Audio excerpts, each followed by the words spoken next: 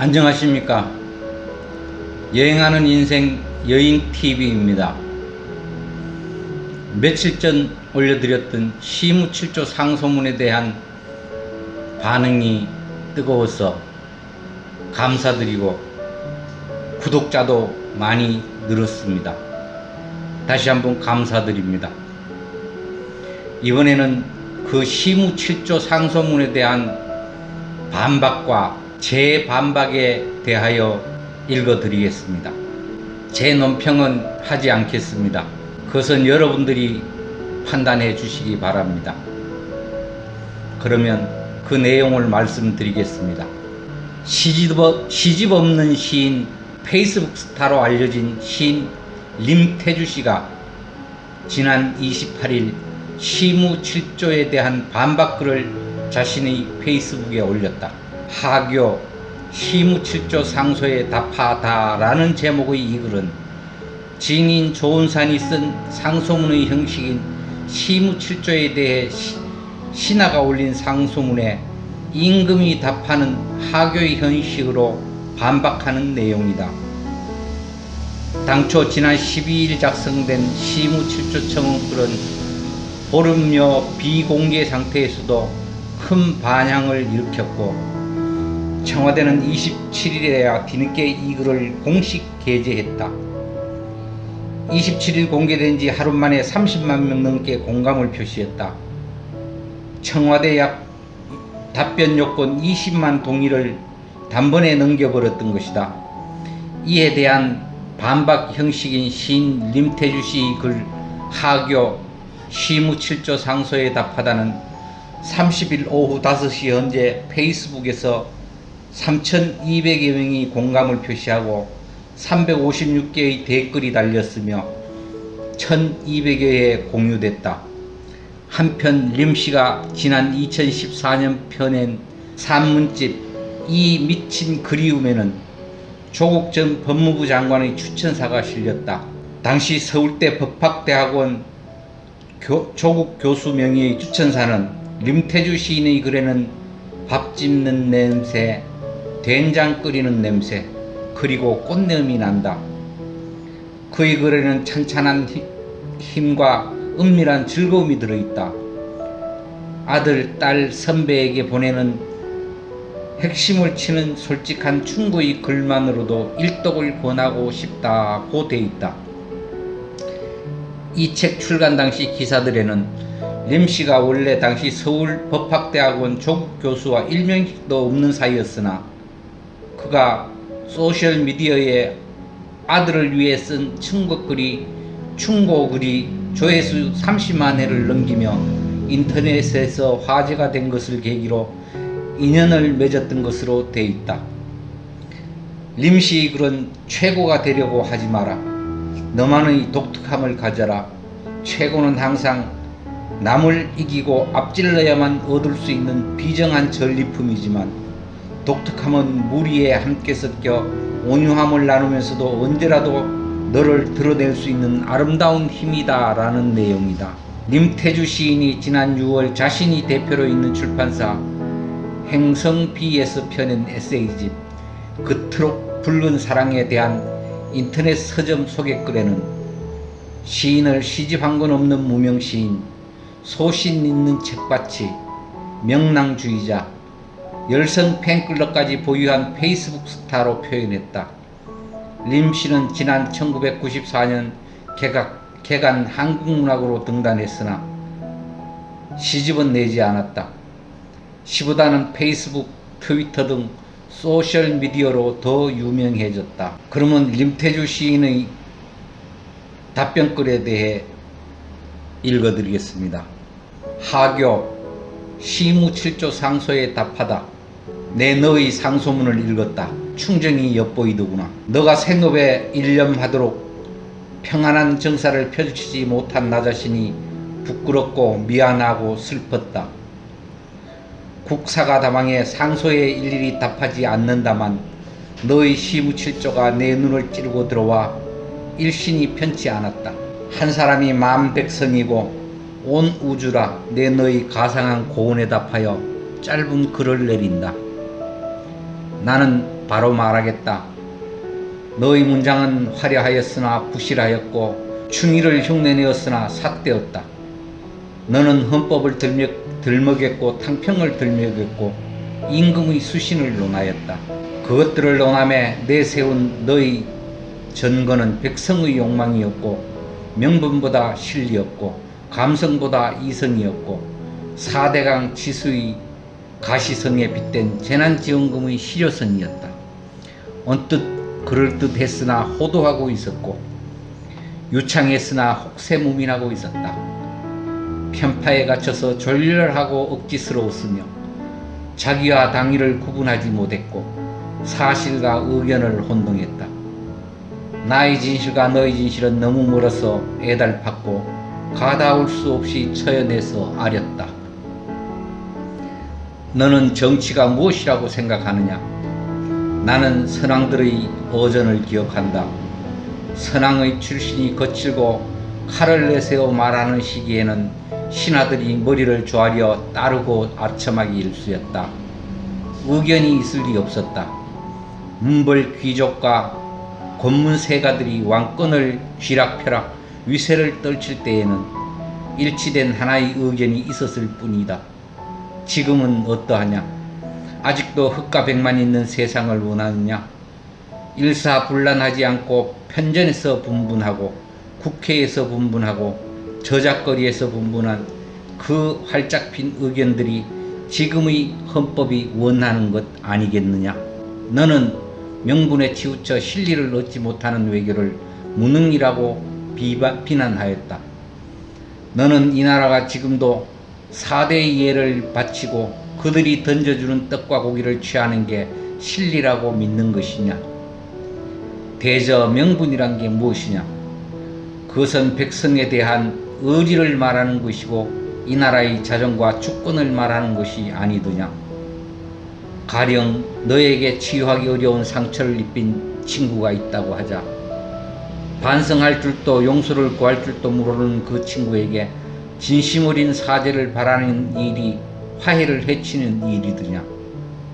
돈 몇 푼 받고 합의하고 아무 일 없던 듯이 친하게 지내는 것이 네가 생각하는 정의이고 실리더냐? 나에게 명분은 의의 살아있습니다. 고깃덩이가 아니라 치욕에 분노하고 맞서는 게 나의 실질이고 백성에게 위임받은 통치 근간이다.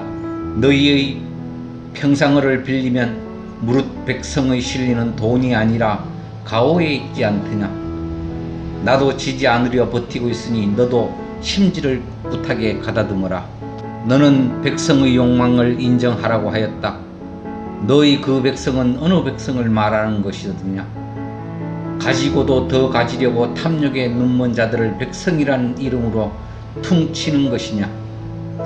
나에게 백성은 집 없는 자들이고 언제 쫓겨날지 몰라 전전긍긍 집주인의 눈치를 보는 세입자들이고 집이 투기 물건이 아니라 가족이 모여 사는 곳이라고 생각하는 자들이다.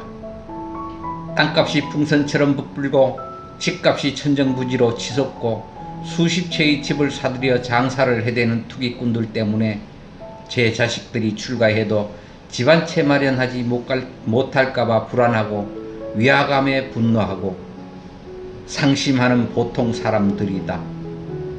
나의 정치는 핍박받고 절망하고 노여워하는 그들을 향해 있고 나는 밤마다 그들의 한숨소리를 듣는다.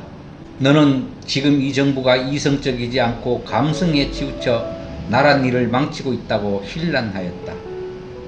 네가 말하는 이성과 감성의 의미를 나는 알지 못하겠다. 10마리의 양을 모으는 목동이 1마리의 양을 잃었다. 9마리의 양을 돌보지 않고 1마리의 양을 찾아 헤매는 목동을 두고 너는 이성적이지 않다고 생각하는 것이냐? 가여워하는 그 극률한 상심이 너에겐 감성이고 감상으로 보일지 모르겠으나 나에겐 그것이 지극한 이성이고 마땅한 도리라 여겨지는구나. 그 1마리를 찾지 않는다면 9마리가 곧 8이 될 것이고 머지않아 남은 양이 없게 될 것이다. 그 1마리가 너일 수도 있고 너희 가족일 수도 있고 나일 수도 있다. 너는 나를 내팽개칠 것이냐? 나는 너를 끝까지 찾을 것이다. 이것이 나의 대안이고 나의 진리이고 나의 이성이다. 세상엔 온갖 조작된 풍문이 떠돈다. 그릇된 찌라시가 진실로 둔갑하기도 한다. 나의 자리는 매일 욕을 먹는 자리다. 불철주야 정사에 여념이 없는 나의 일꾼들도 시시비비를 불문하고 싸잡아 비난받는다. 나는 그것을 두려워하지 않는다. 정작 내가 두려워하는 것은 학문을 깨우치고 식견을 가진 너희 같은 지식인들이 그 가짜에 너무 쉽게 휩쓸리고 놀아나는 꼴이다. 무지는 스스로를 망치는 데 쓰이지만 섣부른 부한해동은 사악하기 이를 데 없어 모두를 병들게 한다. 내가 나를 경계하듯이 너도 너를 삼가고 경계하며 살기를 바란다. 나는 오늘도 백성의 한숨을 천명으로 받든다. 이상 림태주 시인의 반박문이었고 진인 조은산의 재반박문을 읽어드리겠습니다. 림태주는 반박글에서 시무칠조에 대해 문장은 화려하나 부실하고 충의를 흉내내나 삿되었다. 언뜻 유창했으나 혹세무민하고 있었다. 편파에 갇혀 졸렬하고 억지스러웠다며 나의 진실과 너의 진실은 너무 멀어서 애달팠다고 썼다. 이에 조은사는 도처의 도살인 너의 말들이 애틋한데 그럼에도 너의 글은 아름답다. 그러나 그 안의 것은 흉하다 라고 답했다. 림태주는 시무칠조를 비판하면서 너희 백성은 어느 백성이냐, 가지고도 더 가지려고 탐욕에 눈먼 자들을 백성이라는 이름으로 퉁치는 것이냐고 했다. 이어 나의 정치는 핍박받고 절망하고 노여워하는 이들을 향해 있고 나는 밤마다 그들의 한숨소리를 듣는다고 했다. 이에 조은사는 너희 백성은 어느 쪽 백성을 말하는 것이냐며 고단히 일하고 부단히 저축해 제 거처를 마련한 백성은 너희 백성이 아니란 뜻이냐고 되물었다.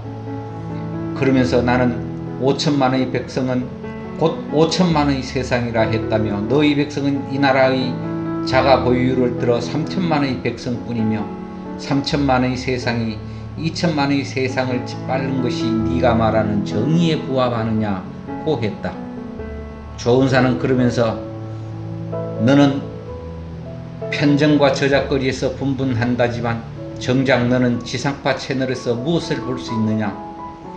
전 대통령에게 분해 대사를 읊던 전 정권 시절 개그맨들은 어디서 분분하고 있는지 나는 궁금하다고 썼다. 또 림태주는 지금 정부가 이성적이지 않고 감성에 치우쳐 나라를 망치고 있다는 시무칠조에 대해 10마리 양 가운데 한 마리를 잃은 목동이 그 한 마리를 찾아 헤매는 것이 이성적이지 않다고 생각하는 것이냐? 나에겐 그것이 지극한 이성이고 마땅한 도리라고 했다. 그러자 조은사는 감히 아홉의 양과 길 잃은 양, 목동 따위의 시덥잖은 감성으로 나를 굴복시키려 들지 말라면서 어려서부터 단칸방에서 배달 일을 시작하고 공사판 일을 하는 등 자신의 가난한 일화를 소개했다. 나는 정직한 부모님의 신념 아래 스스로 벌어먹었다. 그러나 가진 자를 탓하며 더 내놓으라 아우성치지 않았고 남의 것을 탐하지 않았다고 했다. 그는 나의 순수했던 가난이 자랑스러워 힘껏 소리 높여 고한다며 비켜라. 강건한 양에게 목동 따위는 필요 없다고 했다.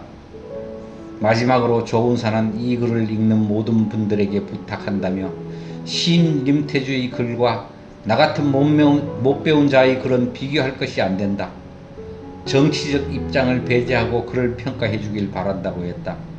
이어 림태주에 대해서는 건네는 말을 이어받으면서 경어를 쓰지 못했다. 내가 한참 연배가 났다. 진심으로 사죄드린다고도 했다. 그러면 진인 조은산의 재반박문을 읽어드리겠습니다. 너희 글을 읽고 너를 찾았다. 지난날 너가 남긴 글을 보니 나에게 던져진 독설이 아님에 고마웠다. 나는 너희 글을 읽었지만 그 안에 담긴 이치와 논리를 배제하고 내 글에 담긴 유려함을 먼저 보았다. 문단과 문장의 절묘한 배분을 보았고 7의 문단을 나눈 고작 6의 공백을 보았다. 읽고자 하는 이의 노고를 무시하는 듯한 너의 기백에 한 발 물러섰으나 장강의 수세와 같은 단절없는 호흡에 나는 압도되어 빨려 들어갔다. 백색의 바탕에 물들이듯 언어를 채워 너의 이치와 논리를 자박자박 들여밟음에 접속사는 부러지는 소리 하나 없고 형용사는 그 자리에 오롯이 깊어 나는 설산에 이어진 너의 뒷모습을 길게 그렸다. 너는 무엇을 먹고 자랐는가?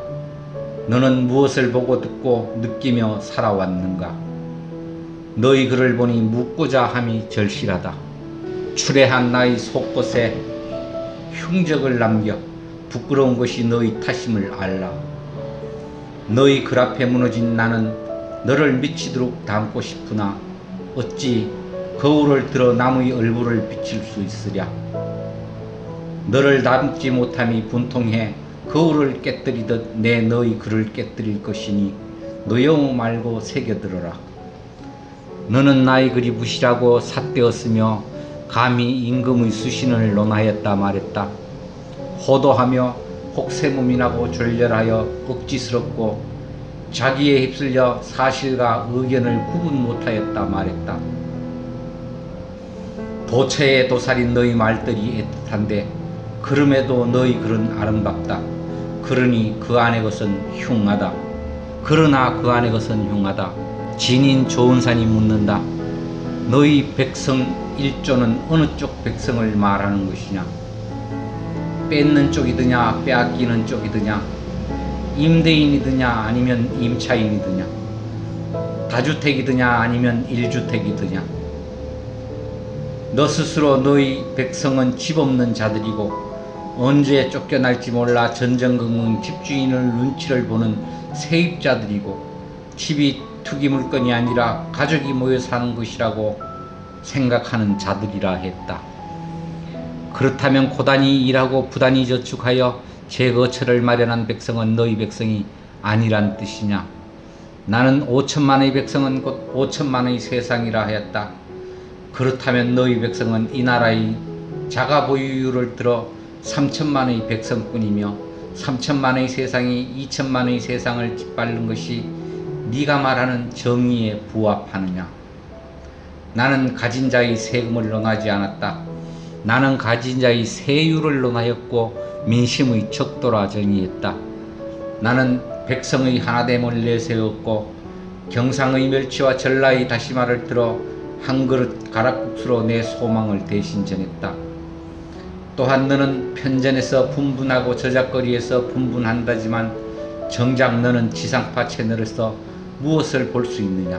전 대통령으로 분해 대사를 읊은 전 정권의 개그맨들은 어디서 분분하고 있는지 나는 궁금하다. 나의 천한 글이 벽서가 되어 이리 붙고 저리 붙어 사방팔방에 퍼짐이 너가 말한 활짝 핀 헌법의 산물이드냐? 나는 피를 토하고 내수를 뿜는 심정으로 상소를 썼다. 정당성을 떠나 누군가의 자식이요 누군가의 부모인 그들을 개와 돼지와 붕어에 빗대어 자탄했고 나는 스스로 업보를 쌓아주지 않았다. 주저앉았다. 너는 내가 무엇을 걸고 상소를 했는지 가늠조차 할 수 없다. 감히 아홉의 양과 길 잃은 양 목동 따위의 시덥잖은 감성으로 나를 굴복시키려 들지 마라.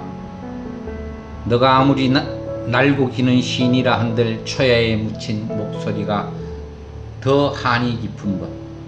나의 감성이 드러나면 너는 물러설 것이다. 나는 5에서 20의 나이에 이르기까지 난방이 되는 집에서 살아본 적이 없으며 단칸방에서 온 가족이 몸을 맞대었고 중학교에 다닐 무렵부터 배달 일을 시작해 공사판을 전전하며 살아남았다.